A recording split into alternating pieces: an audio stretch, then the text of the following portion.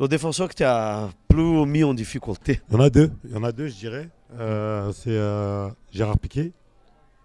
Non, pas Piqué, pardon. Je me suis trompé, c'est Puyol. Carles Puyol, Carlos. qui est un joueur extraordinaire parce qu'il est dur. Il est vraiment dur sur l'homme. Mais il est correct. Mais il est correct. Il est correct, c'est un joueur de grande classe. C'est pas un joueur qui a du vice, qui est méchant, qui est mesquin. Ça a été très dur de jouer contre lui. Je le Tu as joué reconnais. plusieurs fois.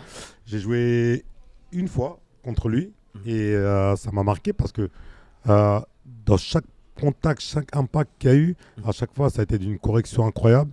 Et c'était un joueur fair play et il m'avait beaucoup marqué, ce défenseur-là. Et le deuxième, je dirais Thiago Silva. Thiago Silva parce que c'est un joueur qui est extrêmement intelligent dans l'anticipation. Il anticipe tout. Il sautait haut. Il allait vite. Il avait un timing incroyable. C'était un joueur qui était très dur à déborder parce qu'il lisait tout. Souvent, quand on est attaquant, notre première force, c'est les appels contre appels. Mais lui, il arrivait à lire tous les appels.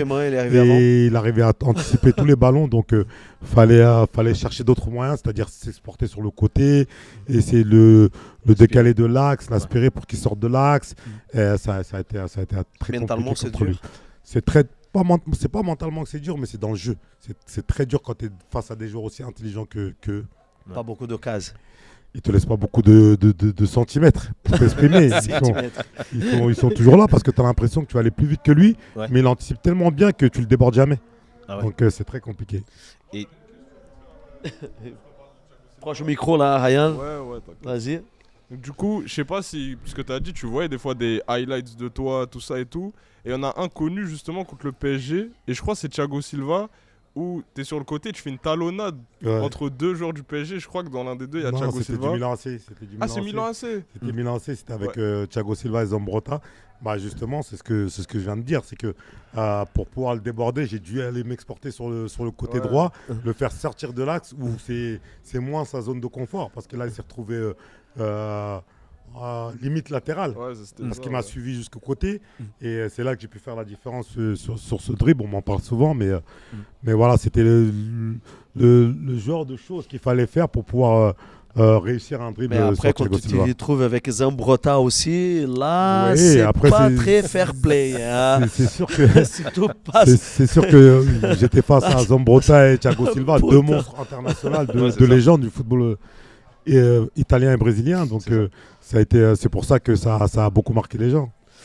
Après, pour revenir un petit peu par rapport à les défenseurs qui t'ont mis en difficulté et tout, à l'entraînement, qui te chatouillait les chevilles? Parce que là, on a quand même parlé de Gabriel Heinze. Hein, et après, il y avait qui encore vraiment de rigueux à Marseille en défenseur là? Diawara. Non, Souley, l'entraînement était très correct. Hein, Souley, c'est pas un joueur. Souley, en match, il est. Non, Souley, il faut savoir qu'en entraînement, Souley, il va être normal. Tu vois, il va pas casser les il va pas vouloir blesser un de ses coéquipiers. Et je te dirais même encore pire. Il va même s'énerver et s'embrouiller contre un coéquipier qui va avoir blessé un autre coéquipier. Tu vois. Cool, ça. Ouais, c'est quelqu'un qui est très correct à l'entraînement, Souleymane, contrairement à ce que les gens pourraient croire. Mais après, en match, il se transforme. C'est sûr que tu vois pas le même Souley à l'entraînement que tu verras en match.